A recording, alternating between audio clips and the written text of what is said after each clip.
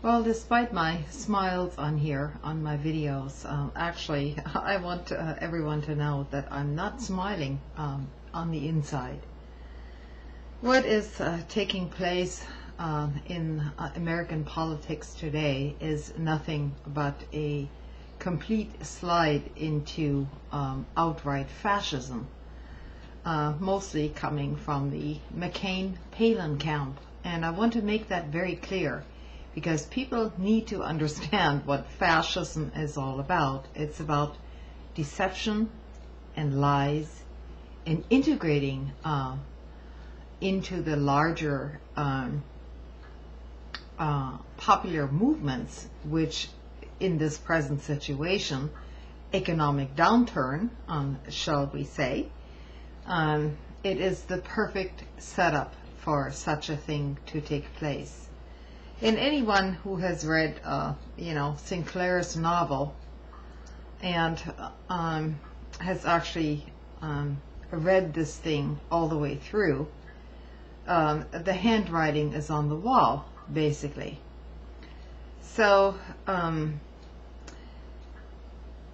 while many of us are still speaking out, the handwriting is essentially on the wall at this point. Many of us have seen this coming for many years, and we were laughed at, and we will be laughed at in the future. As a matter of fact, we will be basically ostracized, and people tell me, oh well, it's not so bad, well, it's actually past the point of getting bad, because once you couple political campaigns with outright hate speech, as the McCain-Palin ticket is doing at this very point, Obama and his campaign they're polite, they are positing some rationality at some point, but this is not going to stem the tide once the economy collapses. This is what we're facing right now is the perfect setup for outright fascism in this country. And no matter what the intentions are of Obama or his campaign, everything will become distorted from this point on, because people are going to be in desperate straits, just like the people in Germany after World War I, when the entire economy collapsed. And there will be so many conspiracy theories and economic theories flying around to lift everyone's spirits, for the people to come up and rise up together, And what people should remember, this is precisely what the Nazi Party and fascism is all about, is the notion that people can focus their anger collectively, rise up to the occasion, be the great nation that they once were, but then focus their immediate attention towards either enemies on the outside or on the inside. We are facing essentially here the collapse of democracy in the United States and elsewhere, and I'm not, I'm just saying this very rationally. I'm not too perturbed about it. It's not a new development. But what John McCain and Palin are doing, everyone needs to know that this is the perfect setup for a fascist and totalitarian government in the making. Obama might not hold this off. He's by no means a saint, especially not in foreign policy.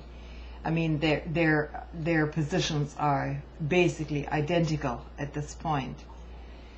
But what is going to keep us from the abyss, and we're about 5 minutes away from this, is to recognize that this is the precise moment when a totalitarian government and fascism takes hold in the real sense.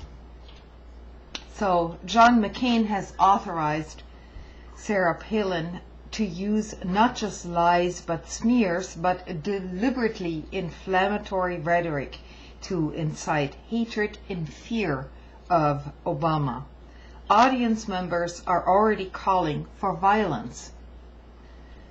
And it is only a matter of time before McCain-Palin, falsely linking Obama to terrorism and un-American sympathies, will erupt in violence against Obama and his supporters. You realize what this means, right? The media or anyone supporting Obama or even a third party at this point. You see, it's all moving in a direction to where the public sentiment is essentially just outrage at, and it's being directed towards the financial elite, and rightfully so. But you have to remember that there are other elites out there, namely very educated people, and they're also being targeted, just like during the Nazi regime, and everything is being lumped together. So we're on a big roller coaster here, and you know, once the economy here collapses, then this outrage will be directed towards people who can actually think independently at this point. And because group mentality, it's a psychological thing, you know. Group mentality takes hold, and you could see this in Iraq and in some of our soldiers have bought into this. Most of them are not aboard with this, but it's a reality that group psychology, safety is in numbers. And those of us who opposed the war and who were against this bailout, who spoke up pro-Constitution, will be completely marginalized from this point on once the entire economy collapses. Because from that point on, everyone is on their own, and they have to form their own allegiances in small circles, that is. But the broader picture points towards a fascist alignment with another group of liars who will simply tell you that the free market system actually hasn't collapsed because it just wasn't, you know, it didn't come all the way to fruition. Well, you know, this has long been debunked, but of course our voices, those of us still speaking out, will now be drowned out in this mass hysteria once again. You know, the solution to our problems is not some sort of free market or communist ideology. People need to come together, to work together, both in being competitive and also recognizing those who are helpless and weaker than ourselves, and to show some compassion, for Christ's sake. So this will probably not have a good ending, so we're in for a rough ride. So please, people, work together, and don't let the financial gurus and any other kind of ideologies divide you. I mean, whether this is a financial ideology, religious ideology, or whatever, people need to come together and help each other, because now is the time. Thanks for listening.